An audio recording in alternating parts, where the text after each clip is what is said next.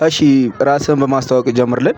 እሺ አመሰግናለሁ። አሰልጣኝ ቻለው ለሚቻ እባላለሁኝ። የሴቶች አሰልጣኝ ነኝ። የቦሌ ክፍለ ከተማና ኢትዮጵያ ስፖርት አካዳሚ ውስጥ አሰልጣኝ።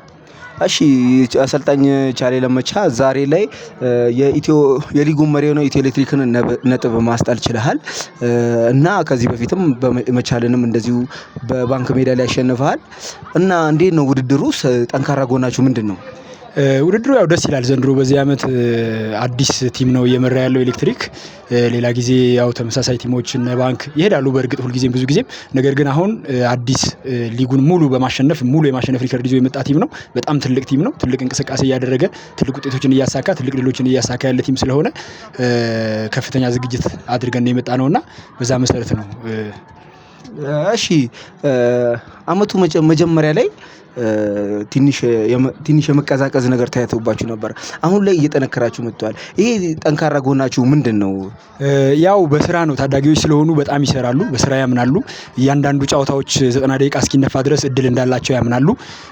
ሁለተኛ ደግሞ ከቡድኖች የሚለዩት 90 ደቂቃ በሚሰጡት የሙሉ የ90 ደቂቃ አቅም ስለሆነ ሁልጊዜም አመጣጣቸው በዛ መሰረት ነው። ሁለተኛ ደግሞ ከጨዋታ በጣም እያሻሻልን ችግሮቻችን እየቀረፍን ከኋላ ያለ ችግር ከፊት ያለ ችግር እያንዳንዱን ለማስተካከል ጥረት እያደረግን በየልምምዱ ተጫዋቾቻችንም በደንብ እየተቀበሉልን መጥተው በጣም ጥሩ ሆኗል። አሁን ላይ ያለው በጣም ጥሩ ስኬት ነው እያሳለፈን ያለነውና በዚህ መሰረት ነው የተስተካከለው ቲሙ።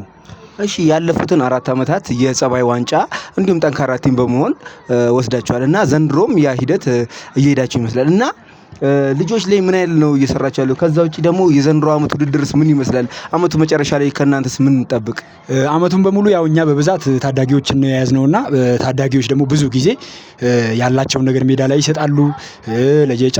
ለሁሉም ጨዋታዎች እኩል ትኩረት ሰጥተው ይገባሉና በዚህ መሰረት ከፍተኛ ዝግጅት አድርገው ነው የሚመጡት። በዚህ አመት ደግሞ ከዚህ በፊት ከነበሩት በተሻለ ደረጃ ጥሩ ውጤት ይዘው ይጨርሳሉ የሚል እምነት አለኝ።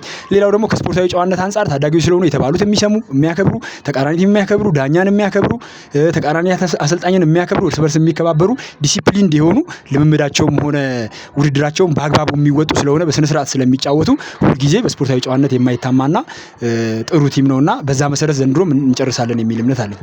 እሺ የአመቱ መጀመሪያ አካባቢ ላይ ከኢትዮ ኤሌክትሪክ ጋር ስም ተያይዞ ነበር እና በአንዳንድ ምክንያቶች አልተሳኩም።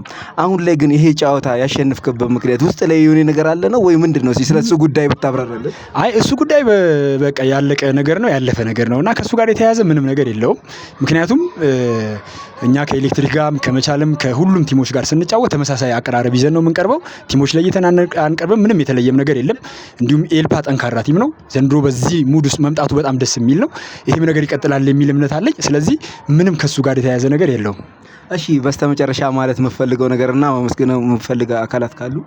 ያው አመሰግናለሁ። በእግር ኳሱ ዙሪያ ላይ ብዙ ሰዎች በዙሪያ ያሉ ተጫዋቾቼ፣ ስታፎቼ፣ ክለቤ በሙሉ በጣም ማመስገን እፈልጋለሁ። ከዛ መቀጠል ደግሞ ከቤተሰቦቼ ውስጥ ባለቤቴ በጣም ትደግፈኛለችና በጣም ደስ የሚል ሰፖርት አለኝ ከቤት። ስለዚህ ሁሉንም በዙሪያ ያሉ እግር ኳሱ ላይ ያሉ ሰዎች በሙሉ ከልብ አመሰግናለሁ። እሺ እኔም አመሰግናለሁ። እሺ